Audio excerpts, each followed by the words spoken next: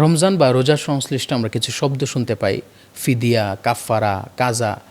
এগুলো আসলে বলতে কি বোঝায় যদি একটু জানাতেন।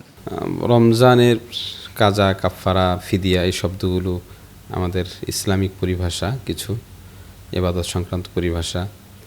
তো এই পরিভাষাগুলো আমাদের সবারই জানা উচিত। সে জায়গা থেকে রোজা সংশ্লিষ্ট কাজা, কাফফারা, ফিদিয়া, তো এই তিনটার মধ্যে ফিদিয়া এবং কাফফারা এই দুইটা সম্পর্ক মূলত রোজার সাথে, আর কাজাটার সম্পর্ক রোজা এবং নামাজ উভয়টার সাথে। আমরা বলি না কাজা নামাজ, কাজা রোজা।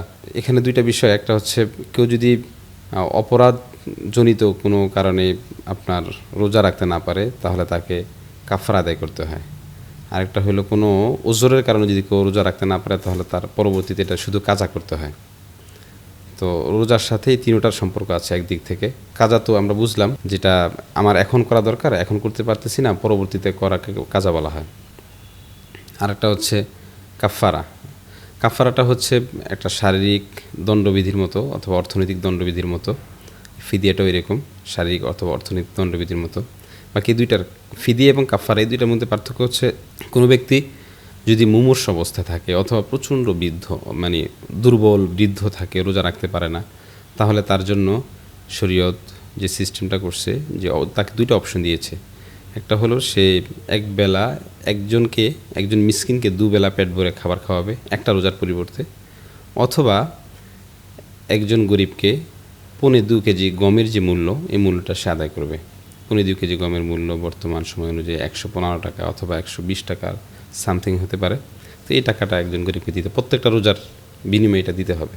প্রত্যেকটা রোজার বিনিময়ে 2.25 কেজি গমের মূল্য অথবা গম, অথবা একজন মিসকিনকে 2 বেলা খাবার খাওয়াবে। এটা প্রত্যেকটা রোজার বিনিময়ে যতটা না রাখতে পারবে ওইভাবে এটা কাউন্ট হবে। এখানে মনে রাখতে হবে, কথার কথা আপনার সে এখন রাখতে পারতেছে না এবং পরবর্তীতে তার রাখার আর সম্ভব না, অতিশয় বৃদ্ধ পরবর্তীতে রাখাও অথবা এমন কোনো রোগে আক্রান্ত যে রোগটা তার ভালো হওয়ার সম্ভাবনা নাই। এক্স্যাক্টলি, হ্যাঁ, ভালো হওয়ার সম্ভাবনা নাই, তার জন্য হচ্ছে ফিদিয়া কেবল। আর হচ্ছে কাফফারা। কাফফারা হচ্ছে জেনে বুঝে কোনো রোজা ভেঙে ফেলা। আমি জানি যে আমার জন্য এখন আমি রোজা অবস্থায় আছি, তো আমি ইচ্ছা করে রোজাটা ভেঙে ফেললাম। আমার খাবার খাওয়া নিষেধ, হ্যাঁ, আমি খাবার খেলাম, ওজোর না, হ্যাঁ, ইচ্ছা করে আমি রোজাটা ভেঙে ফেললাম এমনিতেই, মানে অসতর্কতাবশত অথবা অবহেলাবশত, হ্যাঁ। তো এটা করলাম। অথবা আমরা তো জানি দিনের বেলা রোজা অবস্থায় স্ত্রীর সহবাস নিষেধ। তো কেউ যদি ইচ্ছাকৃতভাবে, স্বামী স্ত্রী ইচ্ছাকৃতভাবে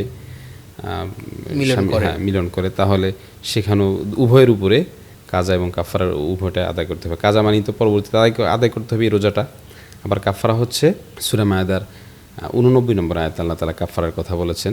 কাফফারা হচ্ছে আপনার দুইটা, একটা হচ্ছে লাগাতার 60টা রোজা রাখতে হবে, 60টা রোজা রাখতে হবে, লাগাতার 60টা রোজা রাখতে হবে। আর হচ্ছে একটা রোজার জন্য লাগাতার 60টা রোজা রাখতে হবে, অথবা আপনার 60 জন মিসকিনকে পেট ভরে খাবার খাওয়াতে হবে একবেলা। এটা হচ্ছে কাফফারা। এই কাফফারার যদি অর্থ প্রদান করে দেওয়া হয় তাহলে হবে কিনা? হ্যাঁ, অবশ্যই অর্থ প্রদান করে দিলেও হবে। এই অর্থটা এটার মধ্যেও আরও সহজ।